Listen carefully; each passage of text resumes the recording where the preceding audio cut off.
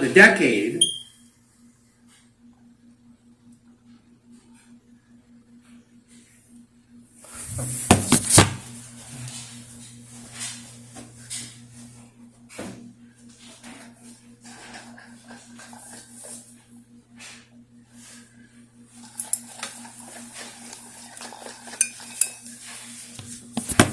for a newspaper, the Guardian, where I work, how in any way would I not a journalist? What made me a blogger, but the New York Times journalist? The article, which included a link to the order, is expected to attract an investigation from the Justice Department, which has aggressively pursued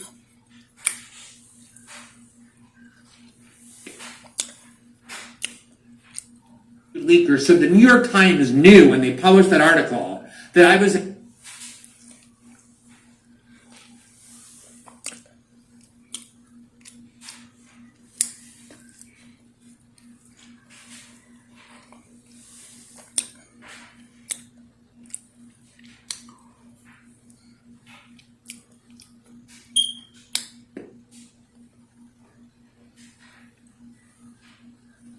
risk, at jeopardy of being prosecuted.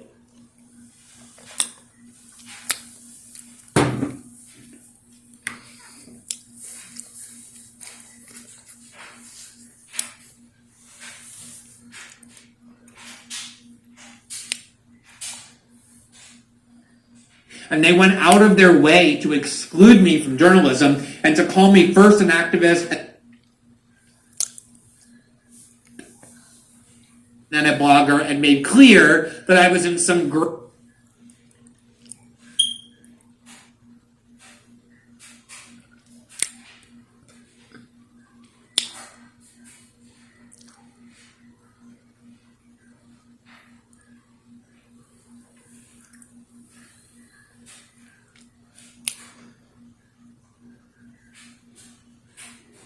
area, like they just called James O'Keefe.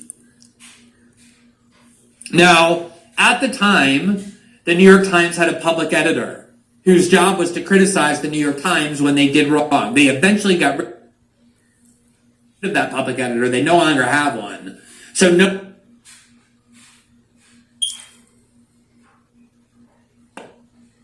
one at the New York Times now criticizes the Times. But back then, they had one. And her name was Margaret Sullivan. And she wrote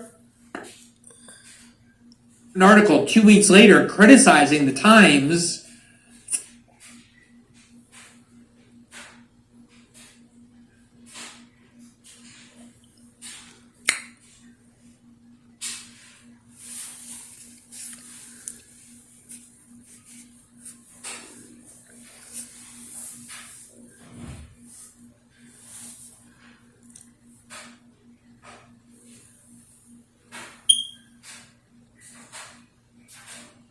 essentially creating a narrative that would allow my prosecution by the Justice Department for the reporting that I was doing. The headline was, "Who's a journalist? A question with many facets and one sure answer." You see there, the public editor's journal. And then she wrote, quote, "Then quite separately, there's a question of the amount of professional respect shown to those like Ms. O'Brien and the columnist Glenn Greenwald, who has broken major news stories about government surveillance for The Guardian in recent weeks. Is Mr. Greenwald a, quote, blogger?" As a Times headline referred to him recently. That headline was atop a profile that did not use the word journalist to describe the columnist for The Guardian United States, the New York based web associated with the British newspaper. At the time, I wrote on Twitter that I found the headline dismissive. She goes on, "There's nothing wrong with being a blogger, of course. I am one myself, but when the media establishment uses the term, it somehow seems to say, you're not quite one of us." And that might be just fine with Mr. Greenwald, who has written disparagingly of some media people whom he calls, quote, courtiers of power.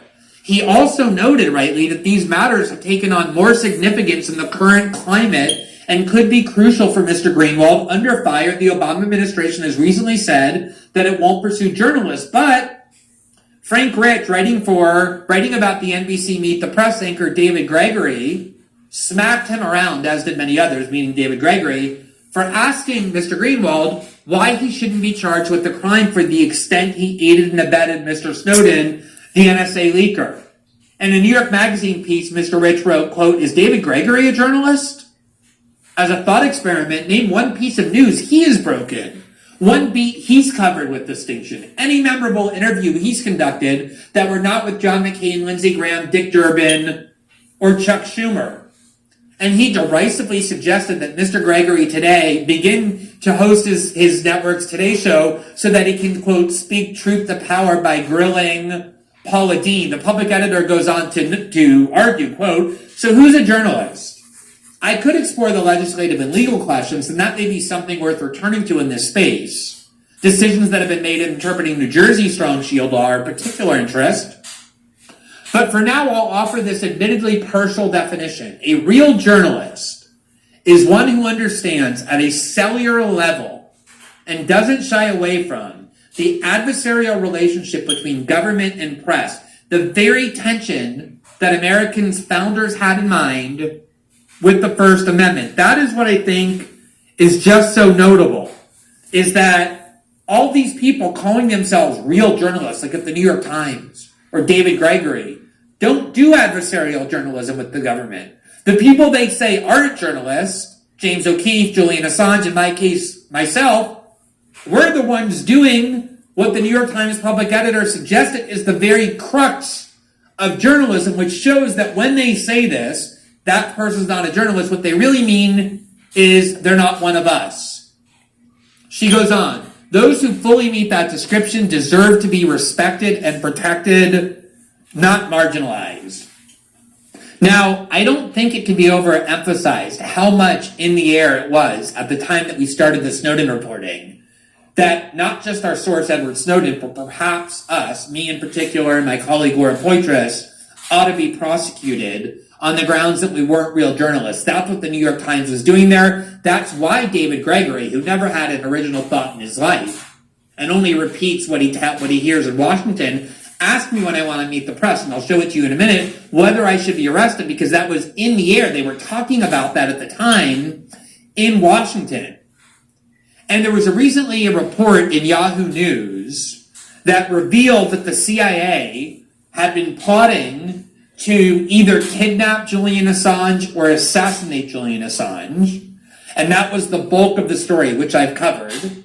But along the way, this news report also revealed what the CIA was plotting against me and my colleague Laura Poitras at the time of the Snowden reporting. Namely, that they were going to try and say that we could be spied on or prosecuted because we were not real journalists. We were something other than real journalists. Here's the headline from the Yahoo News article, September 26, so just a month ago or so. Quote, "Kidnapping, assassination, and a London shootout inside the CIA's secret war plans against WikiLeaks." And here's the part that talked about what the CIA planned to do against both WikiLeaks and myself in order to justify reading us out of journalism so they could prosecute us. Quote, "Still chafing at the limits in place in 2013, top intelligence officials lobbied the White House to redefine WikiLeaks and some high-profile journalists as, quote, information brokers, which would have opened the use of more investigative tools against them, potentially paving the way for their prosecution. According to former officials, it was a step in the direction of showing a court, if we got that far, that we were dealing with agents of a foreign power," a former senior counterintelligence official said. Among the journalists, some U.S. officials wanted to designate as information brokers, as opposed to journalists, were Glenn Greenwald, then a columnist for The Guardian, and Laura Poitras, a documentary filmmaker, who had both been instrumental in publishing documents provided by Snowden. And then it quotes a former official as saying, "Is WikiLeaks a journalistic outlet? Are Laura Poitras and Glenn Greenwald truly journalists? We tried to change the definition of them, and I preached this to the White House and got rejected." Do you see how dangerous this theory is? When people start anointing to themselves the power to decree who isn't a real journalist that's reporting on things and that's disseminating information. The whole point of that claimed power is to exclude people from the protections of the First Amendment free press clause in order to say, no, we can go after them. There's something other than journalists. They're agitators, they're information brokers, they're activists.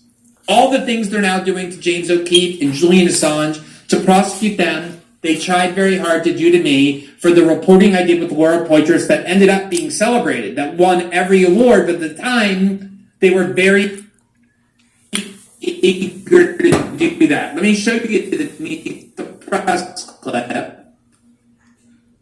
When I went on Meet the Press, I did this.